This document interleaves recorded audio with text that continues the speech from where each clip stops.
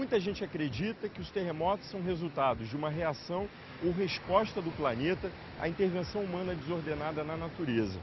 Mas apesar de o homem não estar sendo muito gentil com a Terra nos últimos anos, a explicação para tudo isso é de ordem científica. Eu vou explicar para vocês daqui a pouco. Porque antes, que tal a gente conhecer um simulador de terremotos, hein? Bacana, não é? Então vamos embora.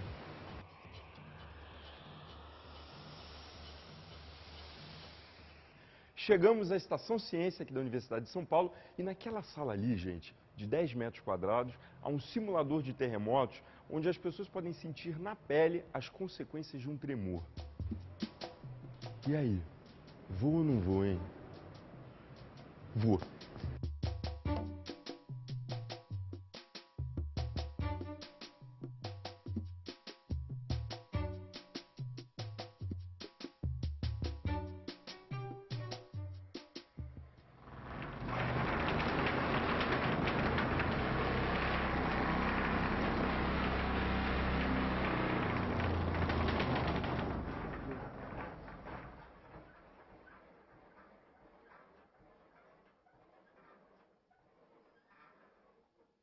Vocês viram? E olha que essa escala aqui, a gente fez uma improvisação de um tremor com escala 5.0. Imagina 6, 7, 8, 9 e assim por diante, hein? Ai, meu Deus. Terremotos são um fenômeno absolutamente natural e frequente, associado ao efeito de causa e consequência.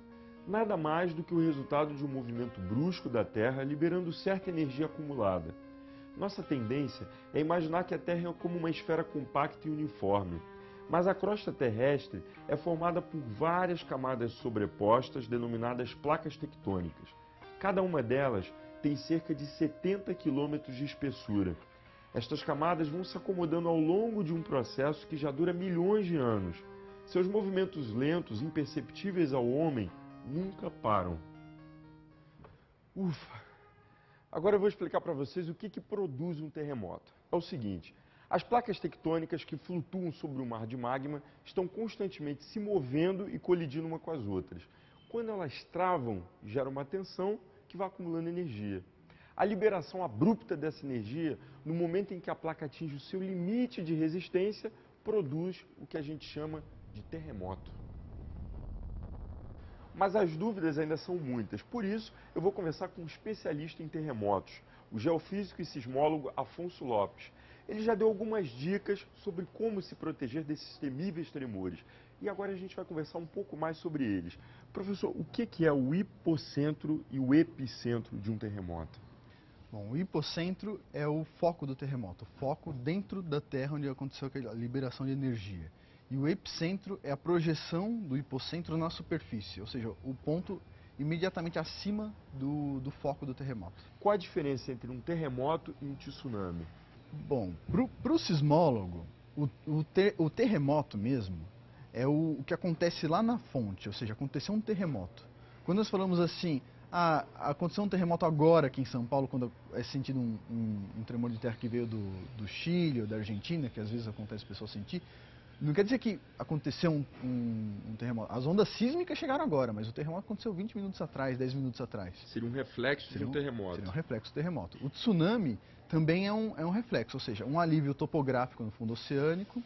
A topografia do fundo oceânico ela sofre uma subida repentina, uma descida repentina, e isso gera uma onda com alguns metros, que quando chega perto da praia pode ter centenas ou dezenas de metros. O que é a tão falada escala Richter?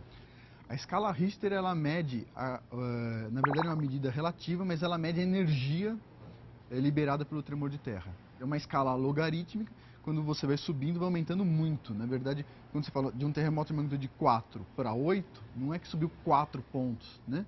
Ou 4 graus. Subiu numa escala muito maior, muito grande. Que é uma função exponencial. Exatamente. Agora falemos de Brasil. Até bem pouco tempo, nós brasileiros achávamos que estávamos livres desse transtorno. E até temos a imensa sorte de não sentir tanto esse fenômeno.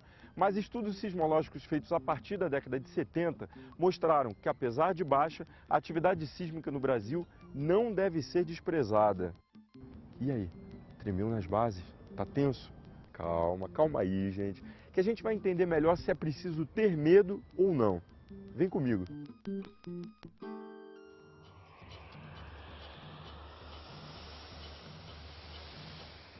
E quem vai nos deixar mais tranquilos, estado de serenidade é bom, não é? Ou tensos em relação à possibilidade de terremotos brasileiros, é o especialista Jorge Sanfrança.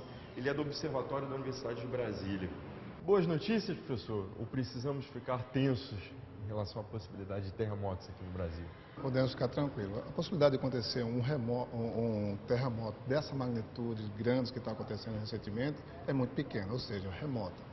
Tem aumentado a ocorrência de abalos sísmicos no Brasil? O que acontece recentemente é que teve um crescimento populacional, então esse é um ponto. Outra, nossas redes de estações sismográficas no Brasil têm sendo implementadas e por isso está detectando os maiores eventos no país. Esses são os pontos mais comuns. Quais os principais tremores ou reflexos de terremotos que o senhor apontaria como os principais no país?